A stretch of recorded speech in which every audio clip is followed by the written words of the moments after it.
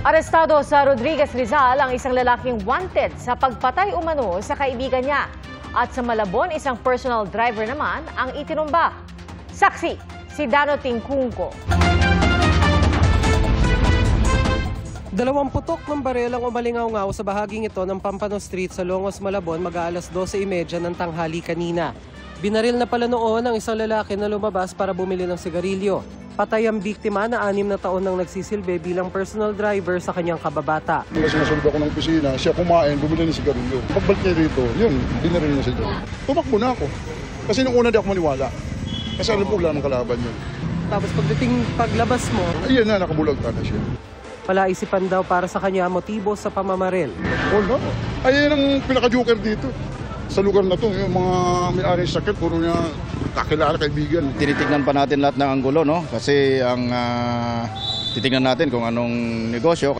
Dinala sa Soko ang labi ng biktima para sa ilalim sa autopsy. Isa sa ilalim naman sa ballistics test ang 2 basyo ng bala na narecover ng Malabon Police sa lugar. Iniimbisigahan din ang mga CCTV sa paligid para matukoy ang pagkakakilanlan ng salarin. Naglagay rin ng checkpoint ang mga pulis sa palibot ng Malabon. Mag-aalas 10 naman kagabi habang nakikipag-inuman sa kubo sa barangay San Isidro sa Rodriguez Rizal, inaresto ang isa sa mga most wanted ng Calabarzon.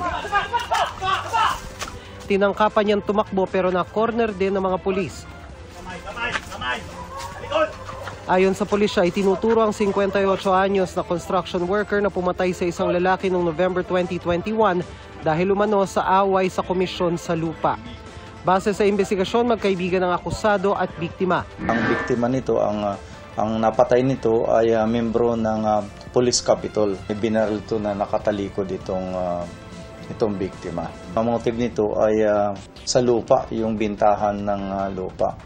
Mga binibintang lupa kung saan yung commission kung nagkakadayaan doon sa commission.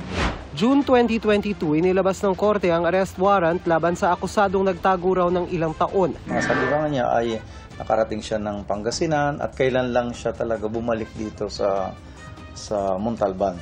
Residente talaga siya rito.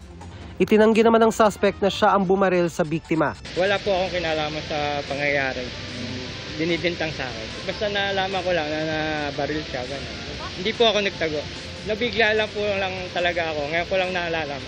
Inosente po. Wala po. Para sa GMA Integrated News, ako si Dano Tingkungko ang inyong saksi. Mga kapuso, maging una sa saksi. Mag-subscribe sa GMA Integrated News sa YouTube para sa iba't ibang balita.